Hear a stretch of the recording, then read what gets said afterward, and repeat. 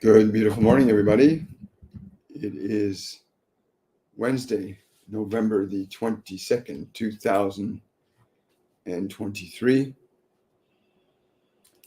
My name is William Michael Forbes, and I'm a spiritual medium, a channel, and an intuitive life coach. And today I have with me the energy of the Ascended, who want to talk about the awakening process, because there's a lot of these terms being thrown around about ascension and awakening, different ideas about the meaning of these things and what they are. They want to talk about that today, as well as doing our normal Q&A segment as well.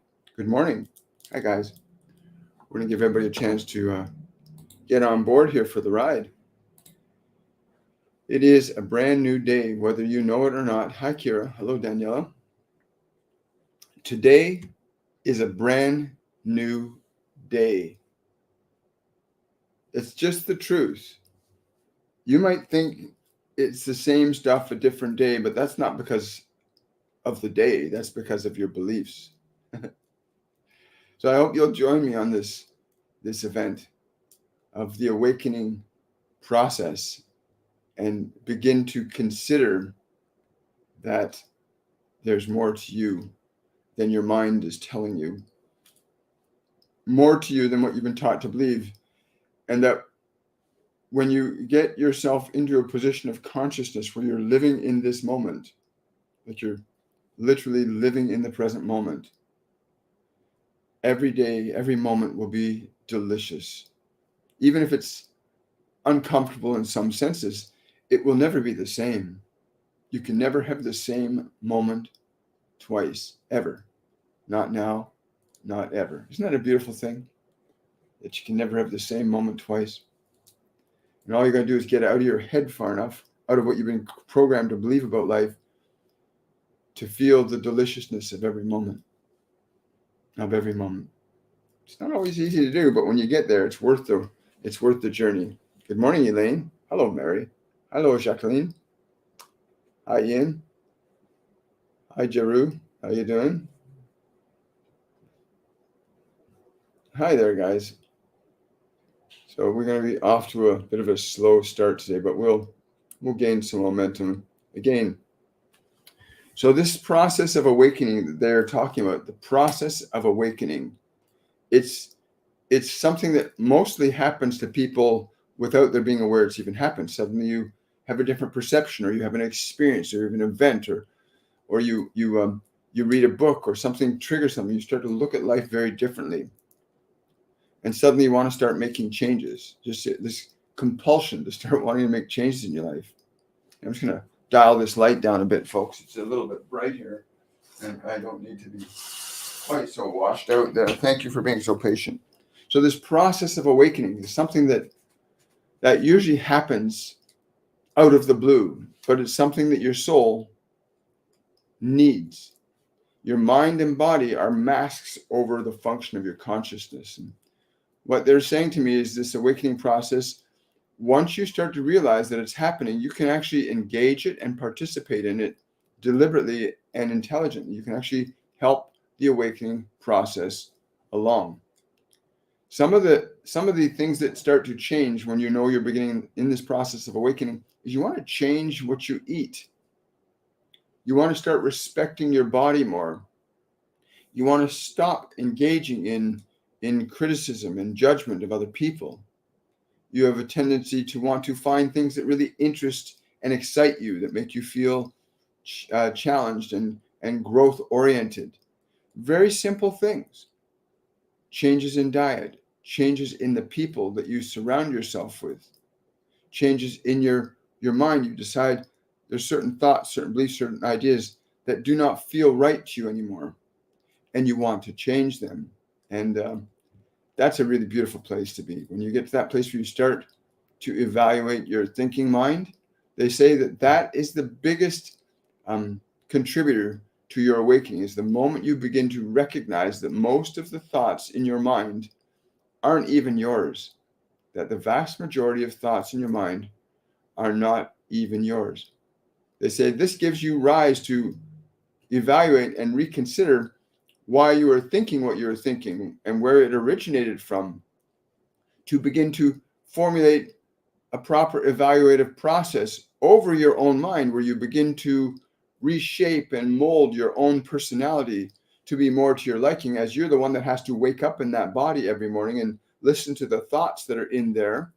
It makes perfect sense then that you would be inclined to do a little bit of house cleaning, going into the mind, every room evaluated, every thought, every belief carefully considered, so that you can begin a process of house cleaning, clearing your mind, to make your mind a beautiful thing, something that when you close your eyes at night, it is pleasant to review your day, because the thoughts, the memories you've acquired from that day are of your own choosing. To be able to awaken in the morning to a mind that is crisp and clear and not carrying the burdens of the days before. These processes of awakening are universal, and every individual that begins this process consciously begins to accelerate their awakening. That is, you begin to break free quite rapidly of dogmatic thinking, philosophies, and religions that restrict and inhibit your freedom of thought, your expression of ideas and information, your interaction with new ideas and information. You begin to engage and embrace elements of thinking and consideration that you'd never considered before, but then offer your mind a level of clarity that the world has not been able to give it. The process of awakening for the mind is one thing. The process of awakening for the body is another, that you begin to take active, conscious, intelligent interactions with your body. What you would put into the body, what you should eat and what you should drink,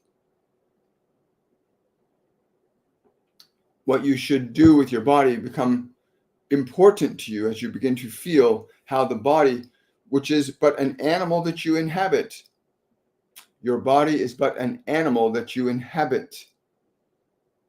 That's what your body is. It is an animal that you inhabit while you are living in this realm of learning creation. And the process of awakening for your body, though different in form from the mind, has ultimately the same outcome of providing a level of well-being, strength, positivity while you live in that form.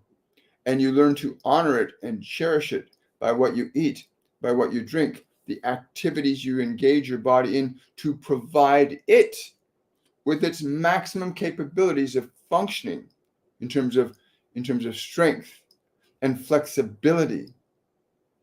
These become very important in terms of health and vitality.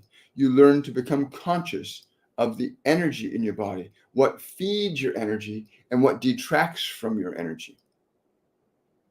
At this point where you are now evaluating both mind and body, your soul is beginning to awaken, and you may begin to have connections and communion and interaction with information not of the five physical senses, where you begin to sense or feel that somebody is trying to communicate something to you. You begin to perceive that there is messages being provided to you from the environment, from a mystical force that you cannot see with your eyes or hear with your ears. And your soul begins to awaken. You begin to recognize you are not your mind, you are not your body. These are instruments.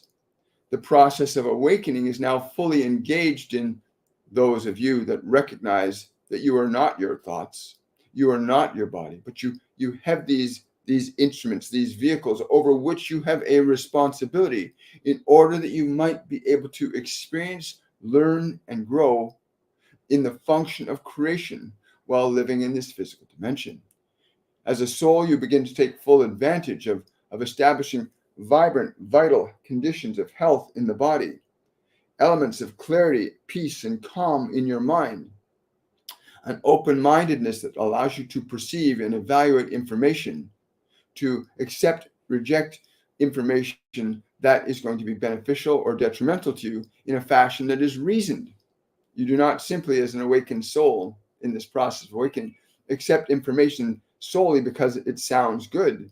you are able to reasonably evaluate information and then incorporate that information if it is deemed good for you, or to reject such information if it is not deemed good for you. For information will affect your mind, and information will affect your body. In the process of awakening, you begin to realize this more fully and completely. Practices such as meditation become more than just curiosities.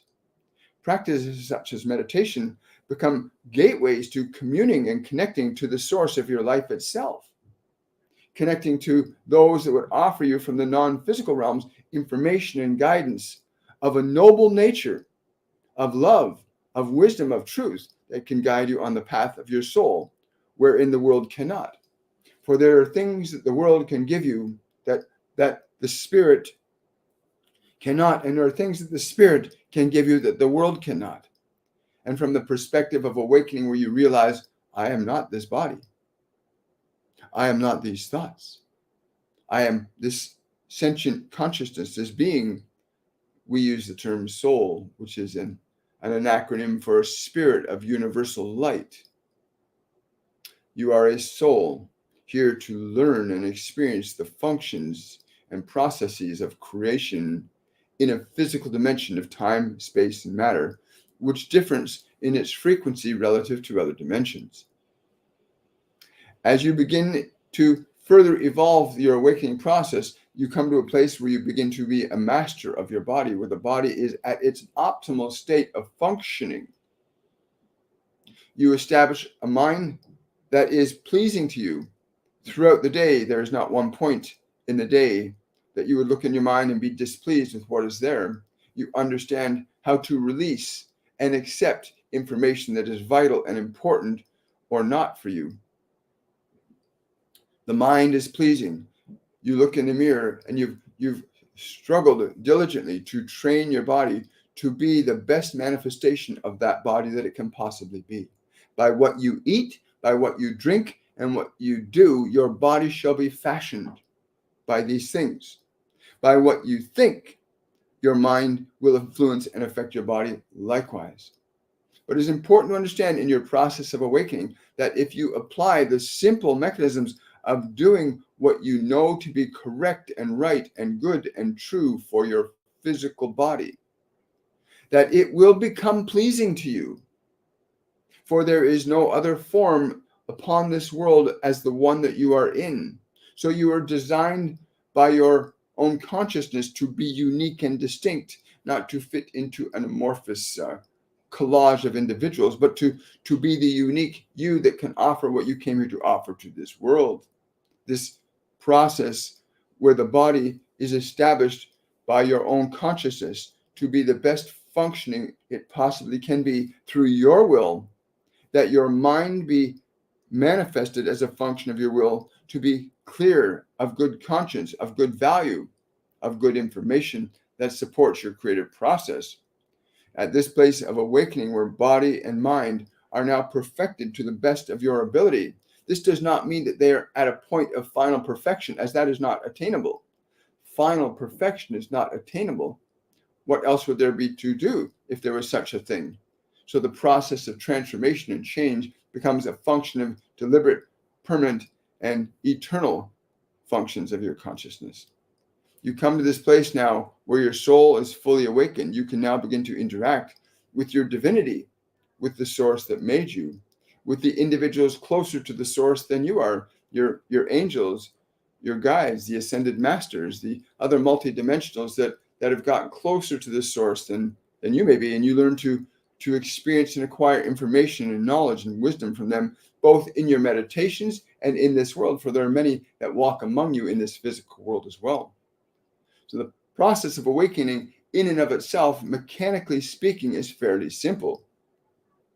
The process of awakening in the mechanical sense is fairly simple. What you eat, what you drink, what you do with your body, what you think or do not think, what you believe or do not believe, these things give shape and form to what you call your experiences. These things give you the perception of self-awareness. What you believe or do not believe affects what you will or will not do. In the process of awakening, you come to that point where you are able to consciously deliberately and meticulously evaluate beliefs that you have acquired, have carried over from other lifetimes, or what others would offer to you now. And you become very astute in terms of evaluating a belief as to its truth, as to its effect upon your mind and body, therefore your process of creation. When we came to this one this morning on discussing the process of awakening, we knew that the mechanisms are very simple, but for some of you, the idea of what you eat and what you drink is not of your own choosing. Many of you are eating and drinking substances that you have, by your environmental conditioning, been trained to think this is good for you, even though it may not be good for you. If all that you would eat and drink were good for you, as it is so espoused to be by your money makers and your money traders, if this was all so true, you'd all be in great spirit, in great health, and great vitality. So the process of evaluation becomes very important. Evaluating your beliefs, evaluating what is good for your body, what is not good for your body. The process of awakening may be precipitated by a serendipitous event, but must be at a point undertaken deliberately and consciously by you. You must consciously and deliberately begin to undertake the process of building, constructing, developing your physical body in the best possible way, developing, constructing, and building the mental mechanism of your mind, that is your beliefs, your ideas.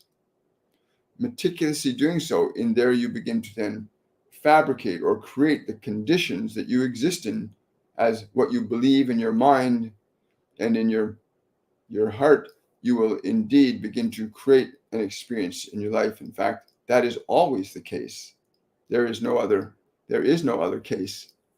What you hold in your heart, whether you have chosen to take that into your heart or not, or whether it was given to you, what is in your heart is in your life right now. And you may change what is in your heart upon the process of evaluation of what is in your mind, that you can continue to evaluate. Oh, I have this belief in my mind that I am not very good. This belief in my mind that I'm not very good precipitates the conditions, the behaviors, and the actions that will follow that. So I will correct this thinking, and I will train my body also into the actions to be very good at that thing. So the function then of awakening enables you to assert a dominion and an authority over both your mind and your body, that you may be free to create the life you came into this physical dimension to deliberately and intentionally fabricate, as creation is a form of fabrication in the context of which we're speaking. New ideas and experiences for yourself and for the human collective are wholly precipitated by ideas and information brought into the consciousness of the individual or collective that exists.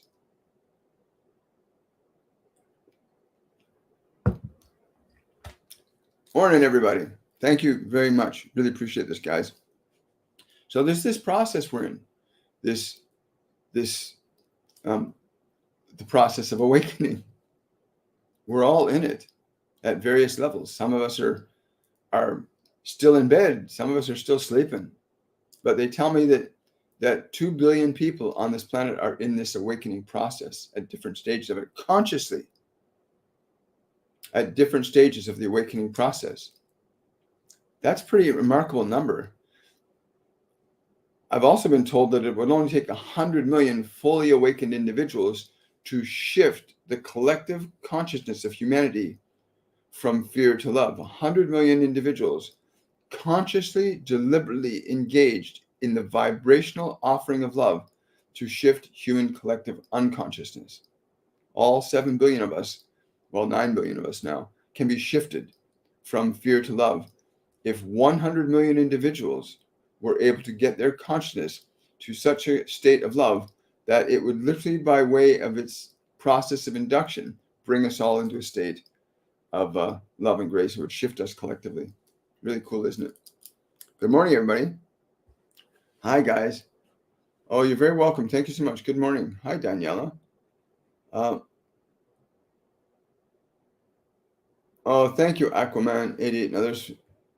Really appreciate your support so much. Good Good morning. Good morning to you too. Hi, MJ.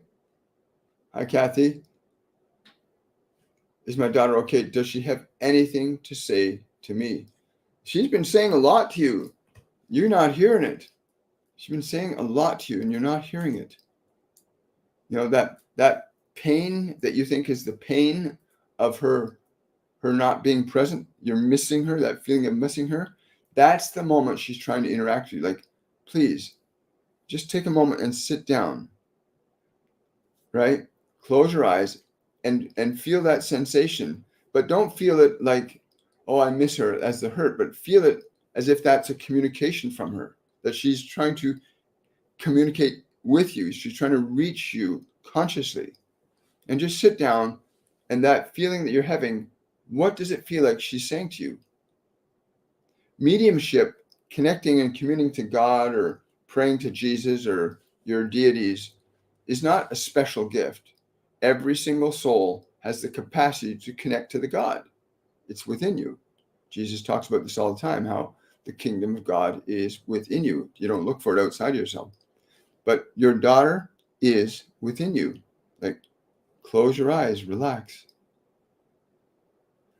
I mean, she's been trying to give you the biggest hugs you could ever imagine having. If you would just let yourself feel that from her, and then rejoice to know that she's not dead.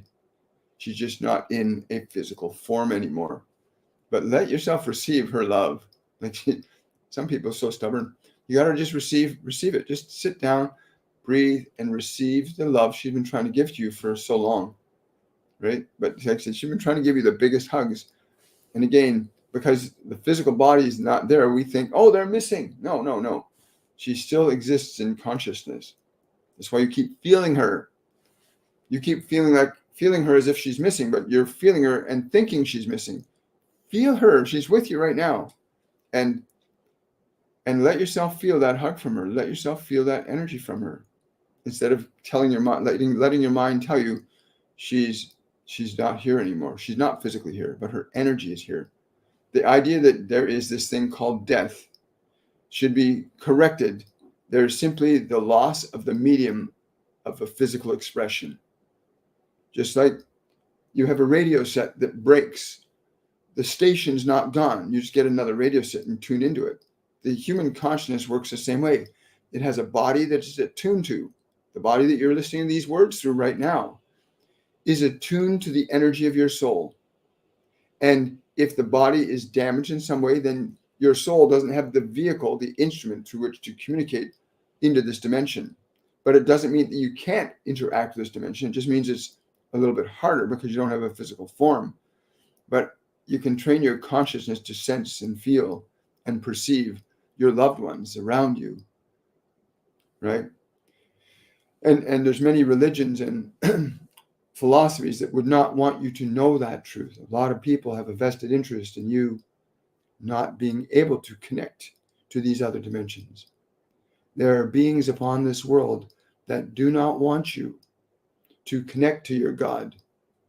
There are many beings upon this world that do not want you to connect to your great teachers and masters because they gain advantage from your ignorance. So please take heart and take time. Do not fear connecting to that which is good and true.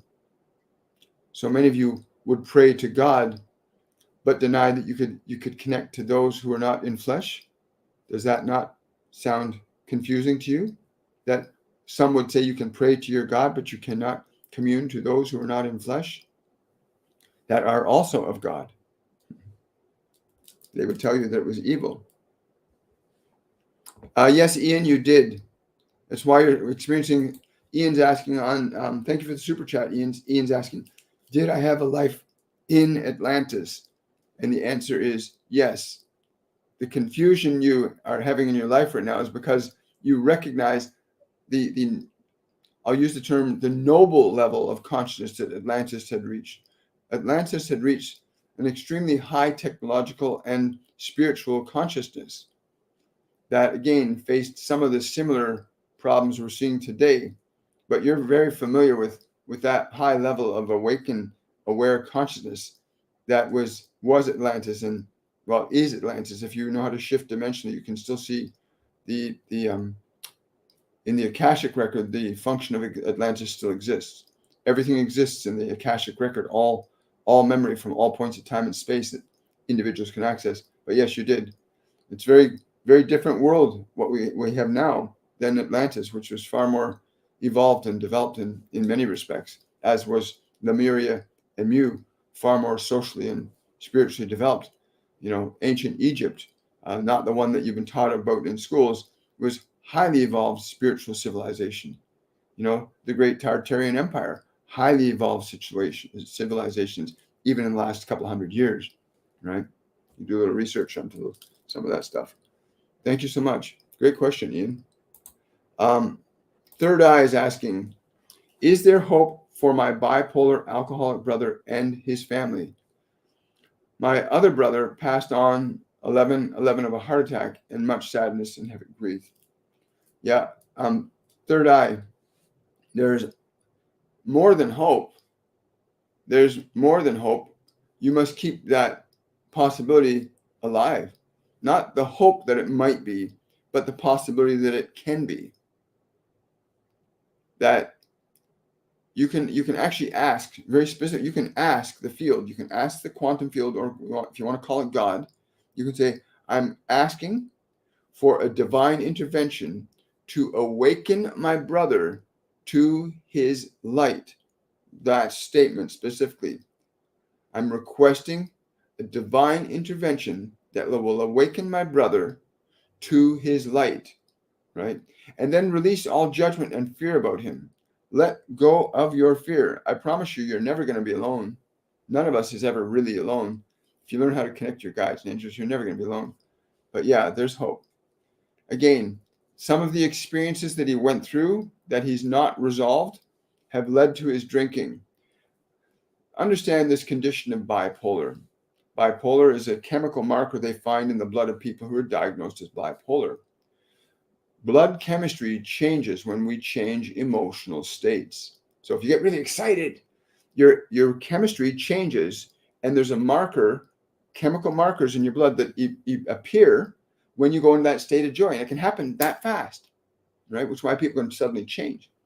And then the reverse is true. If you go into a very low energy, nobody loves me, my feet are cold state of energy, then your blood chemistry changes again. And suddenly you're in a low energy. And the body will produce a chemical marker that says you're in that low energy state. And it will produce a chemical marker saying you're in that high energy state. But in the last analysis, the shift from high to low is an ungoverned shift in emotional energy, often precipitated by earlier events in childhood that presented you with conditions where you were forced to either be high or be low. I know this from personal experience. I was in a very, very negatively charged environment that also had moments of wow, real excitement. And that was like that for my most of my childhood. This deep pain and suffering, this excited, uncontrolled happiness that resulted in creating conditions in my mind that precipitated behaviors and functions of alcoholism and emotional instability. But they were, again, precipitated by and maintained by my not having knowledge of how to interact with my thinking mind in such a fashion and my body in such a fashion as what they were saying earlier about the process of awakening. What you feed your body, what you think in your mind, what you do with your body, the kinds of things you conceive of, they affect your body all the time. And a lot of people are being faced, if you look at any television show, any fantastic movie, any Marvel movie, whatever you watch, and you can see there's highs and there's lows. All through these movies, there's a moment of joy and happiness, and then a moment of terror and fear. And there's this condition that your brain and your body are being manipulated by external mechanisms so that your brain and body are forced into this state of chemical change from positive to negative. Why do you think mental health is rapidly deteriorating on the planet? Because people are being continually bombarded by this information that forces your brain and your awareness to focus on something good and then something not so good. And so your body's chemistry is swinging back and forth. And if you don't have authority over being able to shift and change what your mind is focusing on, then your mind will focus on whatever's causing it to shift and change. And a large number of people right now are caught up in that bipolar swing from high to low and don't have any control over their own biochemistry.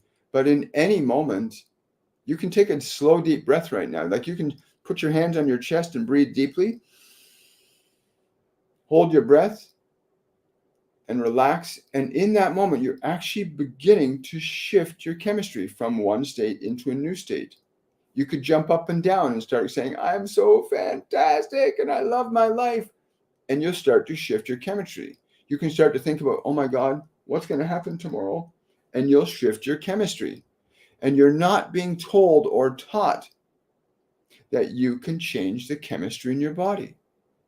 And so you're dependent now on some doctor or some TV show or something outside of yourself to dictate how you're going to feel, which is why people are going to porn and drugs and alcohol, because they're trying to find something out there to make them feel a certain way, because nobody's taught you that you can change your own chemistry by what you're focusing your attention on and what you're doing with your body in any given moment.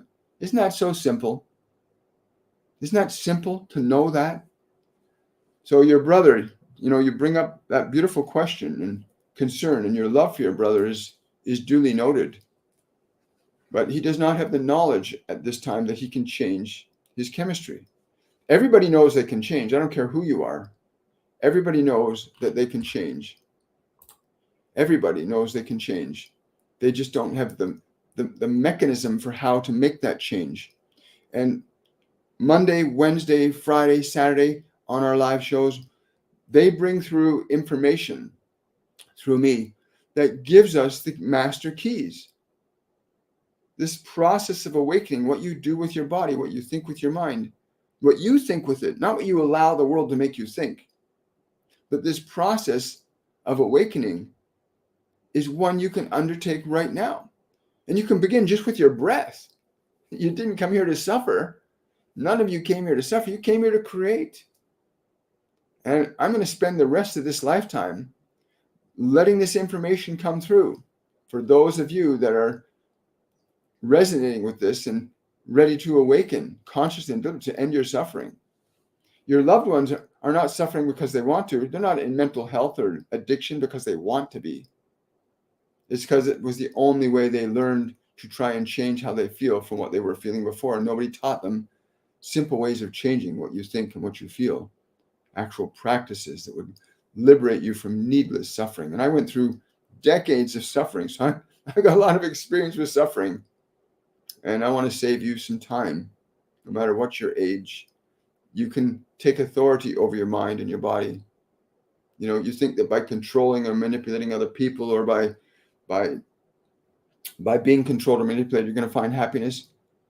No, you're going to find happiness when you can create a mind that when you open your eyes in the morning, you go, I'm grateful to be in this mind again. Or you wake up and you've treated your body so well. You're doing so good with it. You're giving it the right food, the right exercise. You're doing all the right stuff that you wake up in your body and you go, I'm happy that I'm in this body. But nobody's teaching you that. You're waiting for something out there to make you feel a certain way. All addiction is based on that principle, trying to get something to make me feel better because I don't know the way to make myself feel a certain way. I know because I was an alcoholic. I was an addict. I've been there, done that, bought the t-shirt. So you're not here to suffer. So I'm speaking from experience. And they will tell you the truth about what they know and understand and the simplicity of it. So yeah, your suffering is coming to a conclusion. It's coming to a conclusion very quickly. Oh, thank you so much for that super sticker, Third Eye. I really appreciate that. Where did that go? Somewhere down the line, isn't it? So many questions today.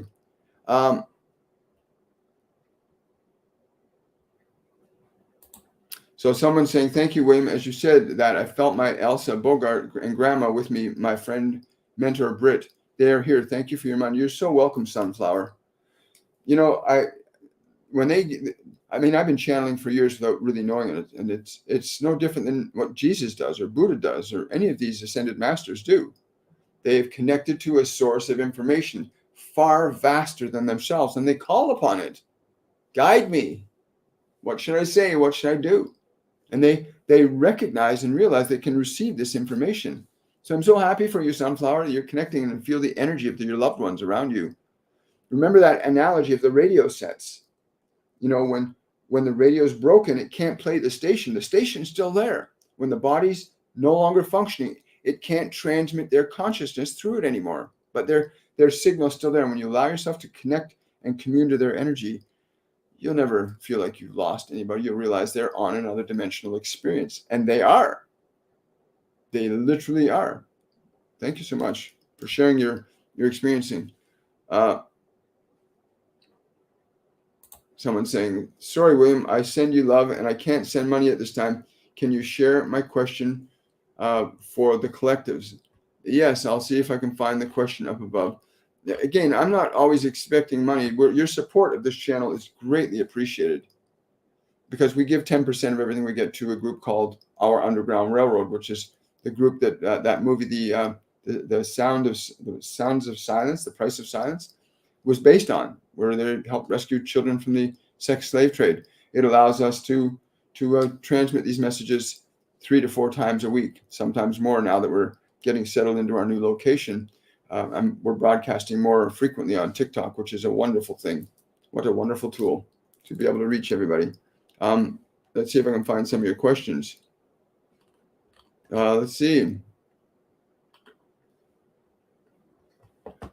Oh, thank you for those invocations. I am the Violet Tara in action in me now, etc. Use I am presence. That's correct. Question from Mary Ann Scott. My doctor wants me to take medication for osteoporosis in my upper lumbar spine. Please advise on alternative treatment that would be effective for me. I am not a medical doctor. I have to say that, even though I have experience with having healed bones in my own body. But I will say this, and I get very strongly from you, it may be more diet related than you realize. In the description box and below any one of my videos on my YouTube channel, there's a gentleman by the name of a YouTube channel called The Healthy Life, run by a gentleman by the name of Marcus Rothkranz.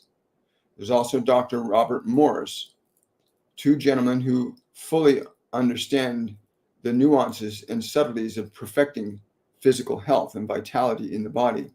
I would encourage you to go to their sites, listen to them, look up osteoporosis, find out why the body's not absorbing and maintaining and receiving enough of the minerals it needs to maintain the integrity and the structure of the bones.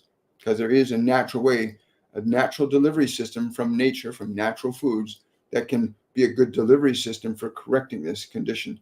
But again, I don't know what your doctor is recommending to you, and that is not to say that what he's recommending you might not be the right thing for you. It might be. I don't really know, and I'm not a medical doctor to give you that kind of advice, but I'm certainly going to say consider looking at these sources because you've requested something alternatively. Consider that. Remember, I've been told by my guides and angels that most of the medical practitioners on the planet originally incarnated to be healers, not drug pushers. They initially came in to incarnate as healers. They want to help people, to make people feel vibrant and healthy. That's what their initial intention is. And unfortunately, they've been conditioned into the structures of thinking and believing that the functions of treatment they've been given are the right way. And if they were truly the right way, we would be a flourishing society of abundant and profound health. And that's not the case, is it? Thank you, Mary. Really appreciate that.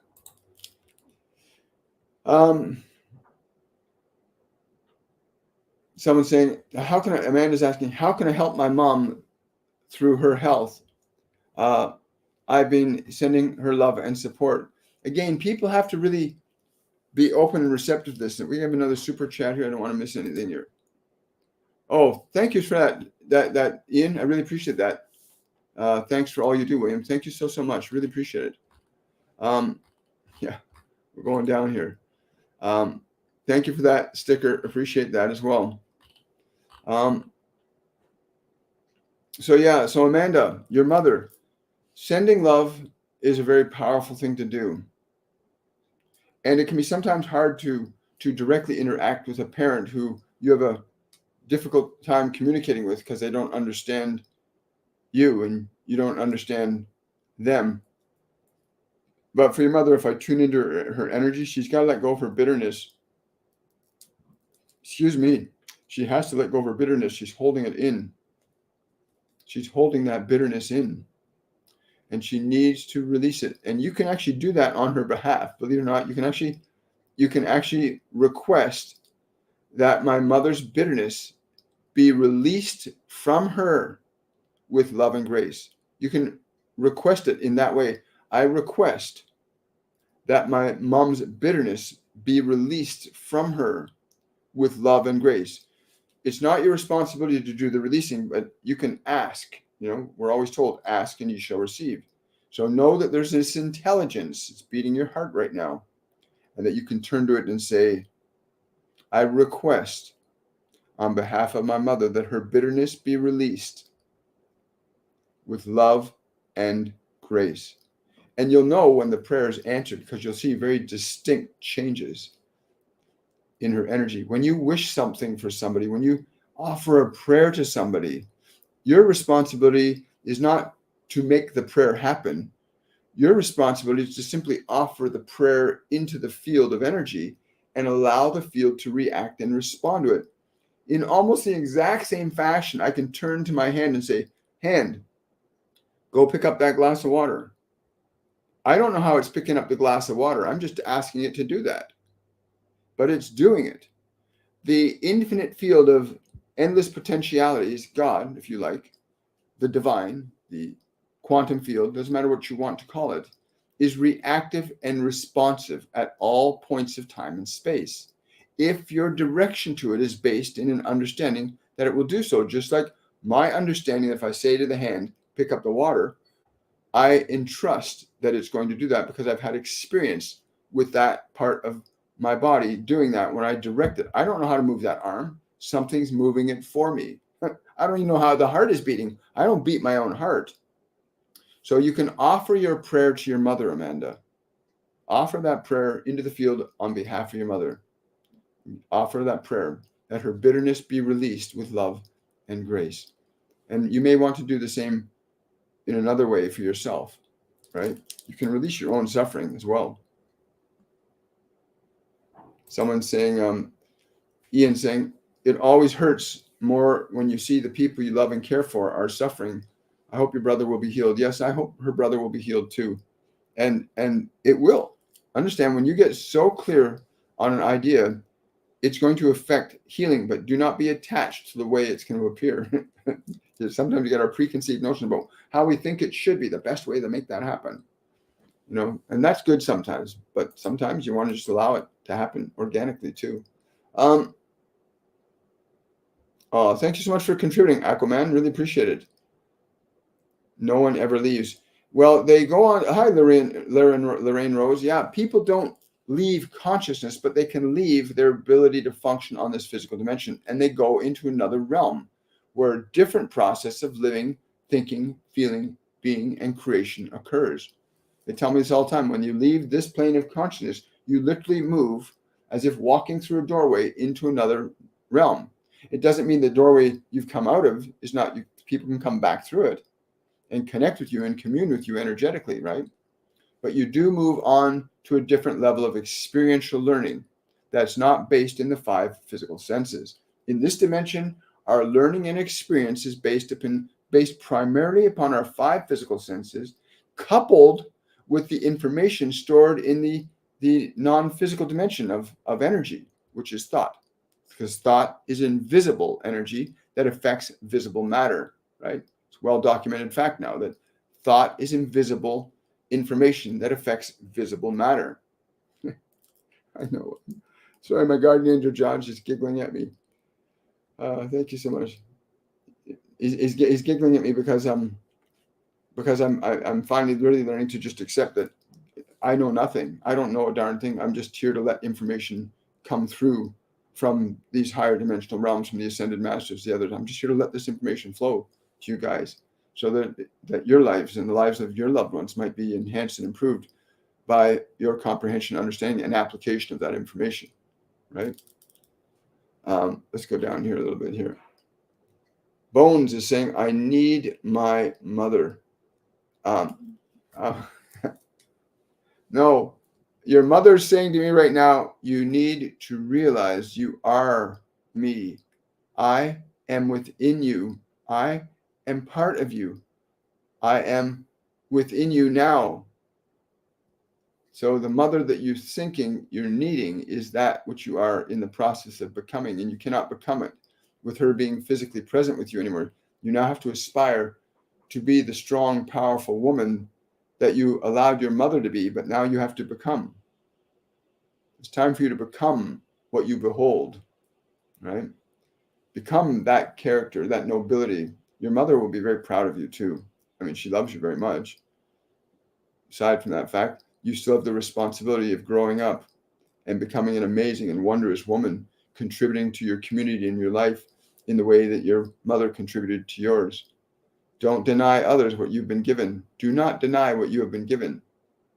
Do not deny what you have been given. Offer it to others. All right? Yeah, it can be hard to grow up sometimes. Someone's asking for a message from Lord Shiva and Ganesh. Again, the first words that come, Om Mane Padme Om. Upon these stand. Upon these stand. Yeah.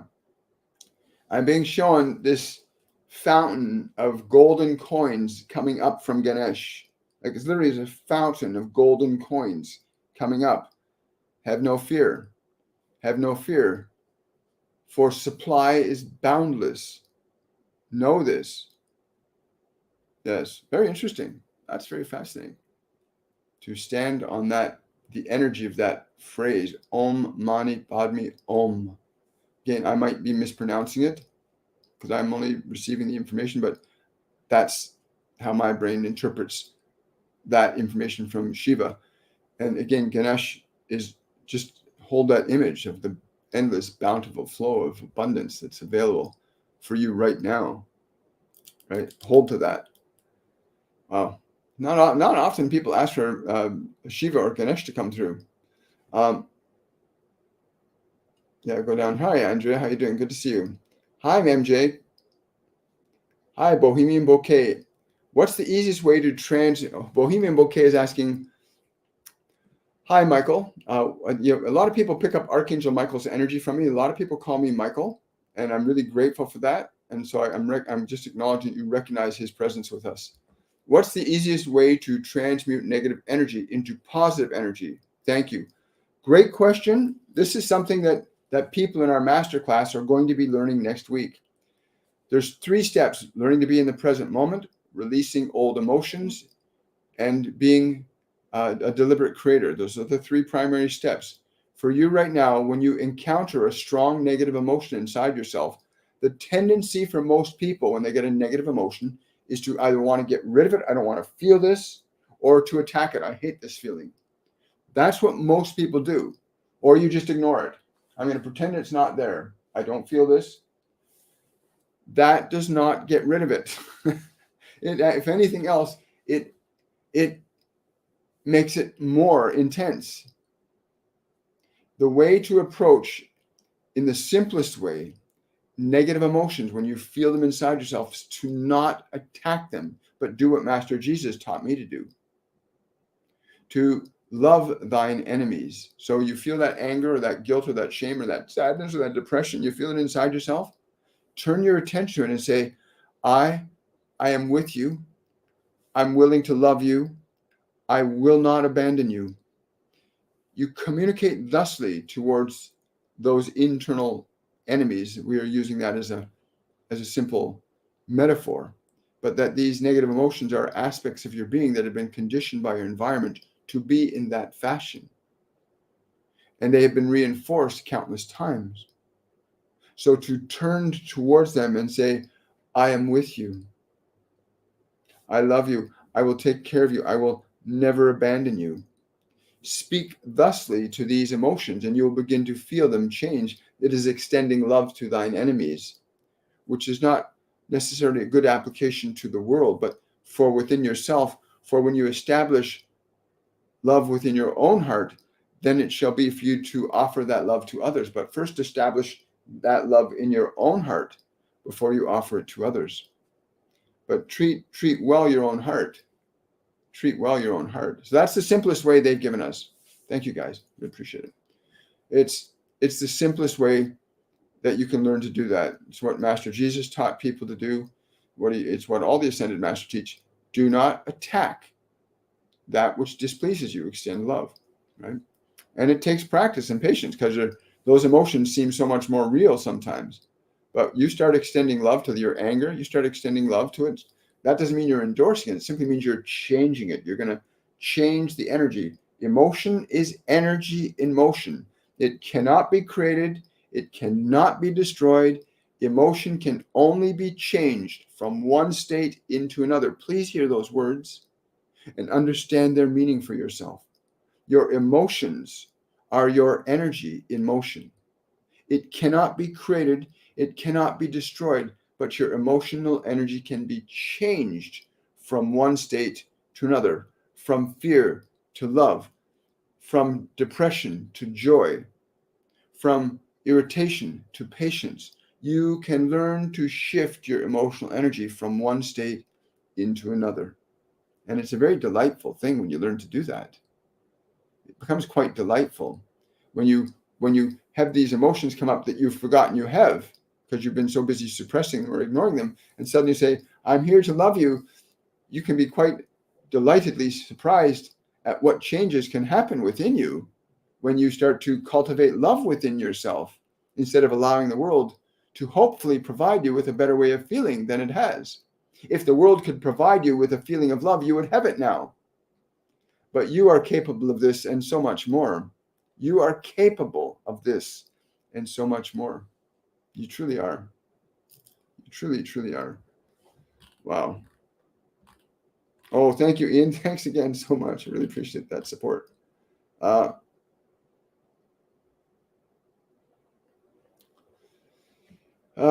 Wow, that's good. I was misdiagnosed bipolar. I had severe trauma as a child. That's a great, MJ, thank you for sharing that. When you've gone through severe trauma as a child, your body gets conditioned into certain chemical and emotional predispositions that later on in life, when you're lost in those emotions, those painful emotions your body remembers, because the body lives based on memory, the mind lives based on memory, the soul lives based on the present moment, right? So those traumas from childhood can really be perpetuated if you don't gain the knowledge and understanding of how to interact or interface with your own mind and body differently than the environment did. So all you need to do is you as awareness become a new environment for your mind and body. In other words, you start to teach the mind what thoughts to think. You start to train the body how to relax, how to not functionally carry emotion around, because the body will functionally carry emotion. It can carry anger, it can carry scared, it can carry depression. And your body can be trained to carry certain emotions, and you become then the trainer over your own body to teach it to relax, to release, to let go. You then become the environment for your body. You begin to retrain your body out of the old traumas. And when those old emotions come up, as somebody asked earlier, don't attack your emotions. Don't attack your pain. Don't attack your depression. Don't attack your anxiety. Turn to it and say, hey, it's okay. I'm aware that you're feeling this anxious. I'm with you and I'm willing to love you. Just that statement, if you say to your anxiety, I'm willing to love you, I'm willing to love you, your anxiety is going to receive that from you, and it's going to react and respond to it. Isn't that wonderful? That your body and your mind are designed to react and respond to you, depending on what you're giving them or depending on what you allow the environment to give them. And in this process, when you start to elevate your energy up, because in lower vibrational energies like depression and guilt and shame and anger, in those energy states, you can attract or get engaged with lower vibrational entities. That is, beings that are based in authority, control, and power, and lust and all the other negative elements that go with lower vibrational energies. But as you start to re-instruct your body and retrain it, you'll elevate yourself to higher vibrational energies, and you start to connect to the energy of your archangels, your guides, the ascended masters, the loving deities, Shakti, Shiva, Ganesha, God, Buddha, Jesus, Yogananda, many of the ascended masters. You can change your energy so you start to connect to different levels of information and consciousness. Isn't that nice to know that you can connect to different levels of information and you don't have to suffer? Like you can actually feel the part of you that suffers and say to it, I'm with you. I'm going to take care of you because I love you. You'll feel the energy of your suffering shift just like that, just by changing the way you react and respond to your mind and body. Because the way the environment reacted and responded to your body was like that. You learned how to get angry at yourself for being angry, or depressed at yourself for not doing something right. You've been trained to be the way you are. You haven't learned a different way. So hopefully you'll continue returning here. You'll like, subscribe, share, follow this information with others, and continue learning until you finally have loving authority over your mind and body, which the environment has not maybe perhaps done for you, has not been a loving environment. And certainly in this world right now, there's war, there's destruction, there's sexualization, there's objectification, there's pornography, there's addiction. And now there's so many elements on this planet that compete to keep you in suffering. So you must make a conscious, active choice to surrender your suffering through functions of love, through thinking of love, through acts of love towards your body, towards your mind. Because an act of love towards your body might be that you drink really good, clean food and water all the time. You eat and drink really good, clean food all the time. An act of love towards your body might be that you exercise it and you give it the kind of functional behavior that makes it stronger and more vital. An act of love towards your body might be that you give it time to relax and meditate. An act of love towards your mind might be changing certain qualities of thoughts, changing the way you interact with the old memories and emotions. There's different ways you can demonstrate to your mind and body that you love it and care about it, and it will respond to you much the same way as a dog or a cat responds when you love them. Your body's an animal. It's not who you are. It's just an animal you inhabit. It really is. That's all it is. It's an animal that you inhabit. That's what your body is. Love it. Treat it like you would your favorite pet, with love and grace. You don't see people running around trying to give their dogs and cats sex changes, do you? Why not? Love your body. It's a divine temple. Your body is a divine temple. One of a kind. Your body's a Picasso, a Van Gogh, a Michelangelo, a Da Vinci. Your body is sacred. Treat it as if it is sacred. Learn to treat it as if it's sacred. You are the caretaker for your body. If you defer that practice to others, then you'll be subjective to what others believe is right for you, and you will miss the boat of becoming your own master. Sorry, that's me personally going on. That was not from them. That was me personally giving my personal opinion. You are a function of love by nature. Hi, Regina. Is there a message for me? I don't know why, but I'm getting this song from an old song, Tie a Yellow Ribbon Around the Old Oak Tree. And I don't know who this is from, but again, it feels like a strong male energy. To remember me in love. Remember me in love and grace. Remember me in love and grace. Yeah, and also that oak tree that's in your neighborhood that you know, go to it. Sit down underneath it. Go to it and sit down underneath it and lean back on it. And just let yourself experience what the energy of that tree has to offer you, right? Because trees are conductors and receivers of electrical information. Trees are conductors and receivers of electrical information, just like your body is. Your body's a conductor and a receiver of information, right? From the five senses, from the etheric realms, from the mental realms, from the spiritual realms, right? But yeah, I don't know who that was, but someone's asking me, what is my zodiac sign? I'm so curious. Well, that's if you want to know the short version of it, I'm a Libra. The longer version of it is I was meant to be a Virgo. I was a 10-month pregnancy, not a 9-month pregnancy. So I was actually by nature, I'm a Libra. By human standards, I was meant to be a Virgo. So I was a 10-month pregnancy.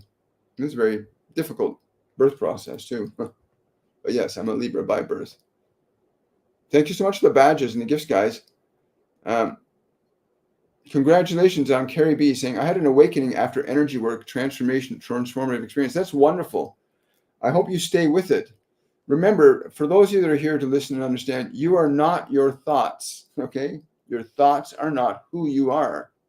Your thoughts are information you've acquired from the environment. Don't get confused by your thoughts as the source of who you are, right? But evaluate your thoughts and decide if those are thoughts that really do have value in keeping or not. Because you don't have to keep thoughts, you can surrender them too. I think we're almost done today too.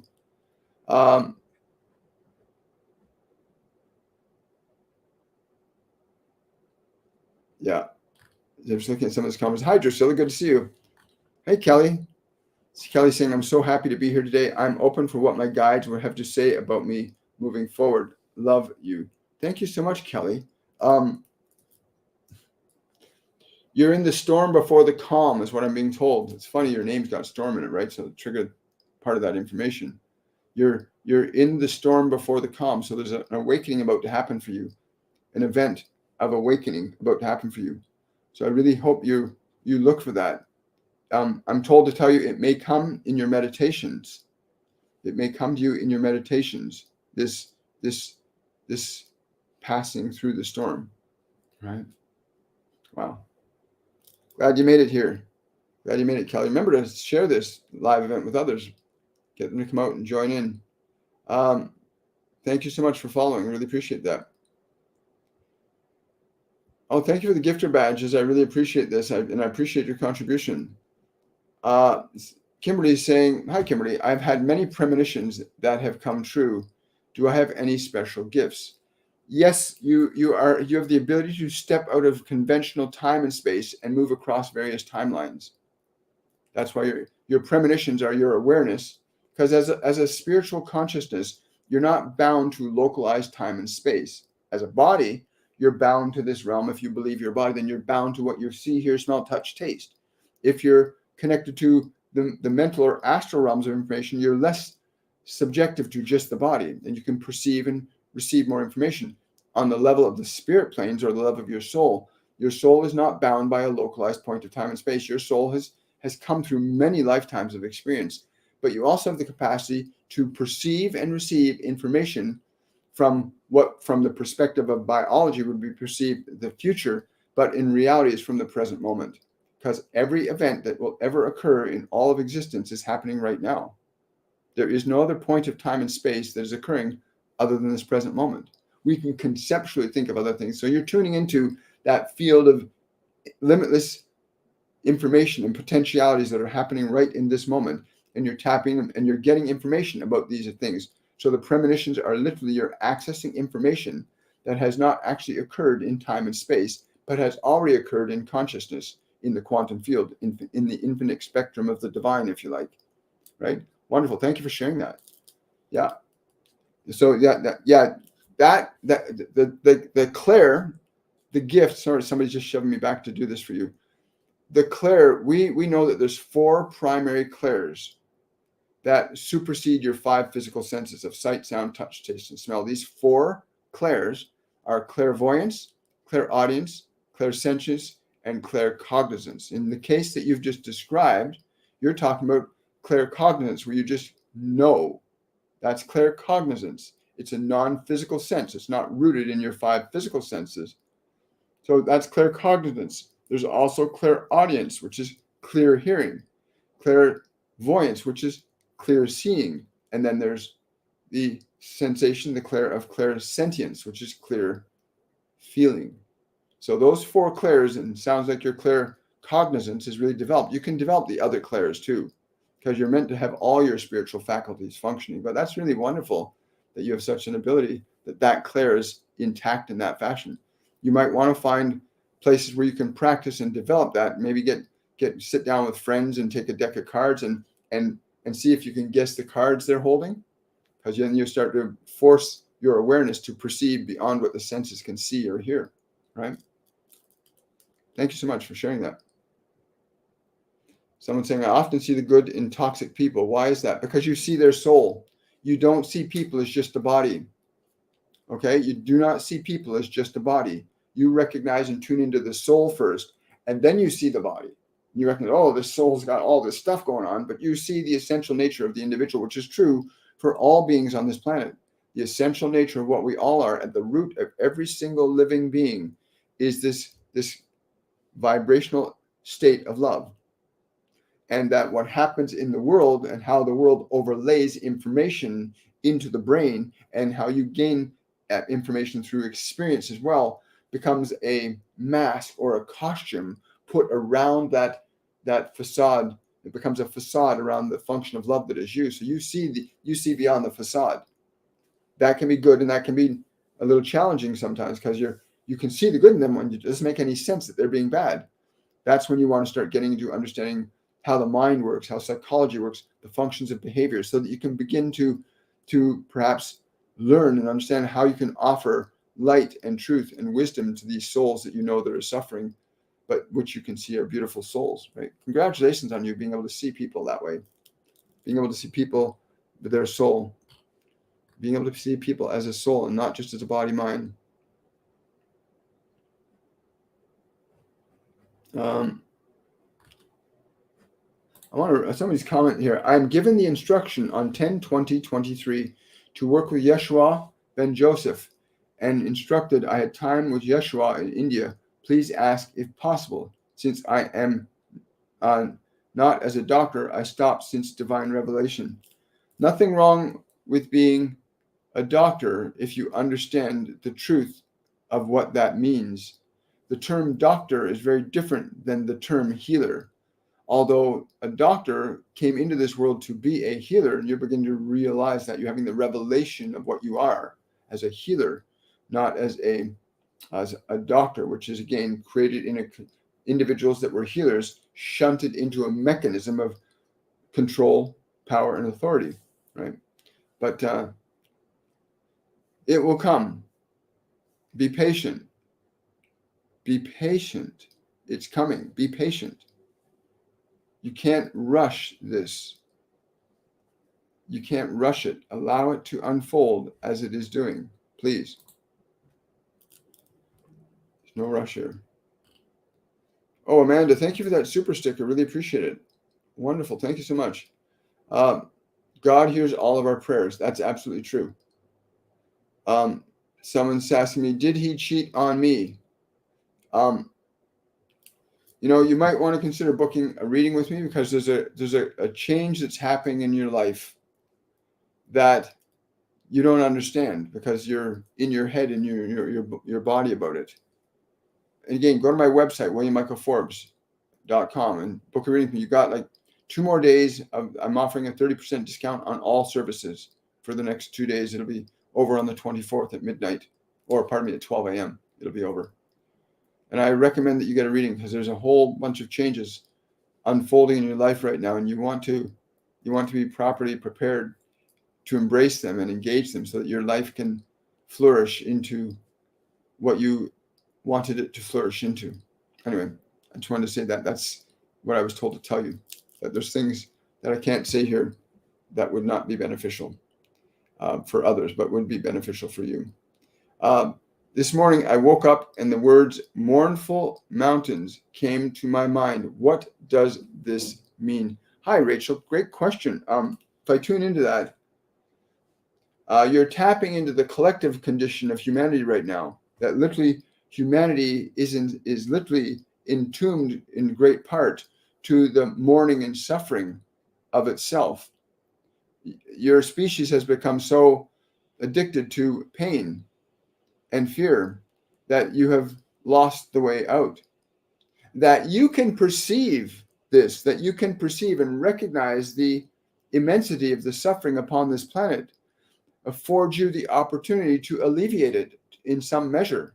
That you yourself, through the understanding of humanity's suffering, may say, I, on behalf of the divine in me, would offer my love and my light, that humanity may not suffer.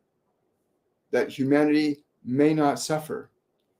to offer that, because you now understand this, the dominant nature of this suffering upon this planet. Now you've perceived it. Now extend your love and grace to it. Become a contributor in the healing of humanity. Become a contributor in the healing of humanity. Wow, that's really beautiful. Thank you so much for sharing that. Wow. Wow. Thank you, Drusilla. Really appreciate that. Anyone from England? Hi, Ian. Yeah, we have a lot of students that come from the UK and France and Germany, and the United States, Canada, Australia. We have students and watchers and listeners from all over the world. So I hope you connect to them. And again, those of you on YouTube are interacting with each other, and on TikTok, share your wisdom, your knowledge, your truth, your experiences, what you feel, hear, and know, and learn from what they give us here. Share that with others. Don't keep it to yourself unless you need to keep it to yourself until you heal significantly enough that you can be in your own power without getting dragged and sucked back into the old paradigm of suffering that humanity's been trudging in for far too long.